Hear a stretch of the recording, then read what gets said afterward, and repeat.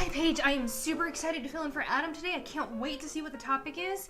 Alright, let's see. Should military members / veterans be considered murderers?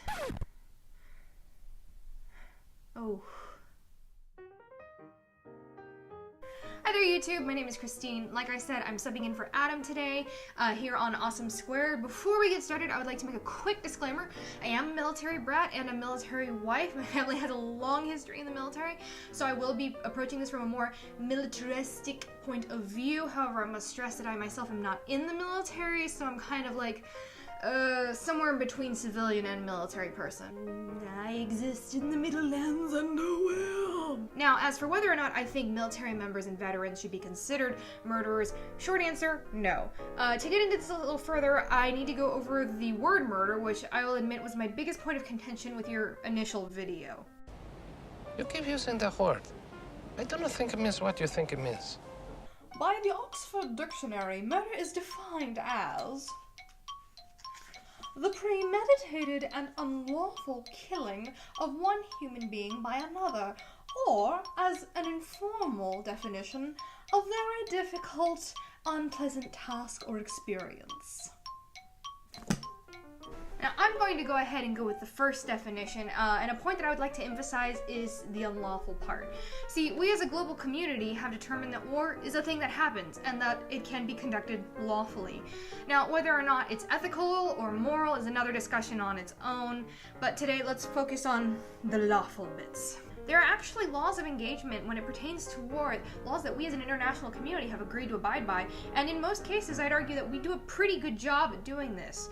True, things can get a little bit more squiffy when dealing with an ununiformed enemy fighting for a violent ideology like what we're currently dealing with in the Middle East, but overall we strive to uphold these laws and persecute individuals who do break them very harshly. This is why we have the term war crime, which by definition is an act carried out during conduct of a war that violates the accepted international rules of war. And on top of that, the US military is bound by LOAC, the Laws of Armed Conflict, some of which I would actually like to share with you now. And a few of these fall under the ROE, or Rules of Engagement. The use of force in self-defense must be necessary and limited to the amount needed to eliminate the threat or control the situation.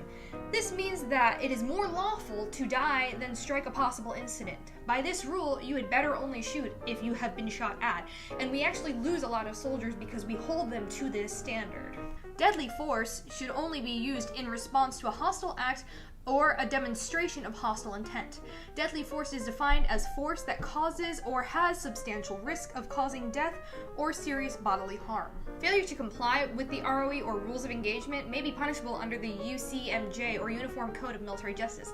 These are laws that the US military members are bound by in addition to any international sanctions. And additionally, I don't think it's very helpful to the soldiers coming home with PTSD and traumatic brain injuries to be labeled as murderers. It just seems like it would exacerbate a lot of the psychological issues that we are seeing on the rise now with the already really high suicide rates. The word murder has a meaning that is negative. It's meant to describe something beyond killing, something with malintent and malice.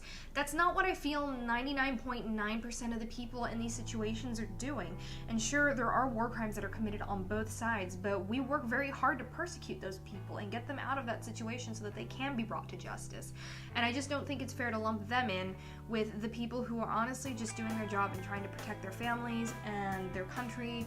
And whether or not you agree with the situation that's going on anywhere during any war, it's just not fair to label them with that.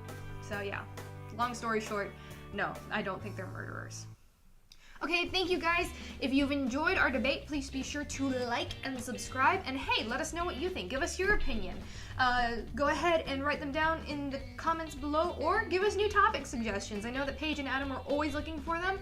I've also included some links so that you can double check my research in the doobly-doo. So I will see you all later, and I hope y'all are having a fantastic pie day. Bye.